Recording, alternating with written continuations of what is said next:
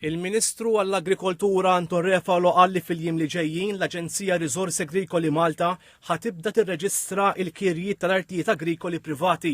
F'dibattitu dwar l-estimi tal-Ministeru tal-Agrikoltura, is-sajt u d-drittijiet tal-annimali, il-Ministru spjega li dawn ir-reġistri se jitħarsu aħjar l-artijiet agrikoli u l-bdiewa li jaħdmuhom. Semma li s-sena d-diela se jiġu offruti inċentivi sabiex ikunu mejjuna l-bdiewa li jixtiequ jkabru imma ma jistgħux jagħmlu dan minħabba nuqqas art agrikola.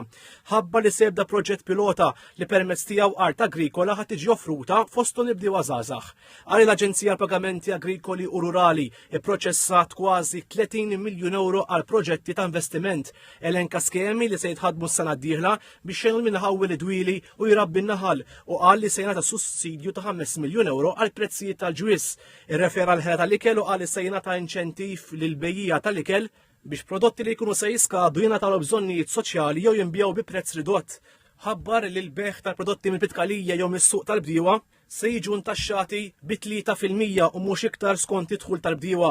Irrimarka wkoll ħad twaqqaf l-Awtorità għas-Sigurtà tal-Ikel sabiex tkun regolatur dan is-settur. Ix-Shadow Minister tal-Agrikoltura, Tony Bezzina, sejjaħ bħala xott il-budget tas-sena d-dieħla dwar l-agrikoltura. Wara l-fema li l-budget irrepeta diversi miżuri minn budgets passati, il-Perit Bezzina qal li l-bdiewa, ir-raħħala u s-sajjieda m'għandhomx liħ ġust għal xogħolhom għal li gvern ġdid nazzjonalista se jagħmel almu tiegħu sabiex inaqqas l-ispejjeż tal-materja prima sabiex dawn il-ħaddiema jibqgħulhom iktar flus fil-but.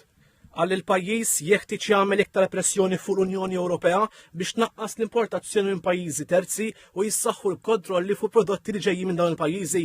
Irrefera wkoll għal ħela tal-ikel u appella lill-Gvern biex qabel jibtajjel tal-miliet jaddim il-Parlament abbozz ta' liġi li proponiet l-Oppożizzjoni dwar dan is-suġġett. Tal-istess fehma ix-Shadow Minister tal-Oppożizzjoni dwar il-ġlieda kontra l-faqar Ivan Bartolo.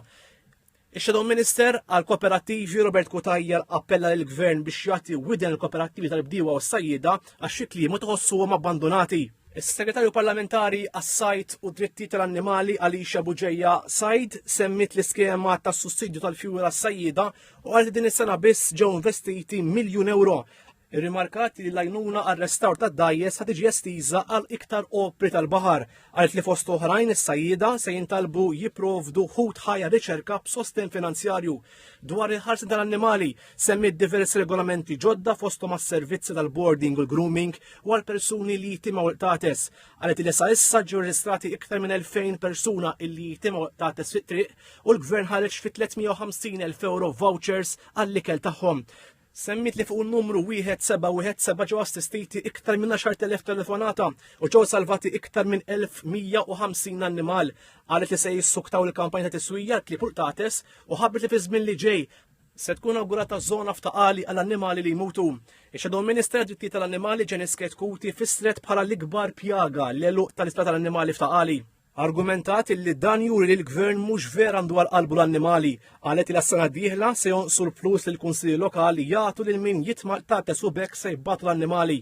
Dr. Ketkuti qalet illi sal-lum għadha ma ġietx ippubblikata l-istrateġija għat-trattament xieraq tal-annimali u l-Gvern għadu ma jtrattaqx il-weda illi jagħmel huwa stess 12 sena ilu illi jibni ċimiter tal-annimali. Qalet li għalkemm il-Gvern wieħed li se jgħin l-qdiet tal-annimali, Dr. Ketkuti allegat illi dawn għadhom jittowbu. Esprimiet il-ferma li l-Partit Nazzjonalista huwa l-uniku vuċi għall-annimali.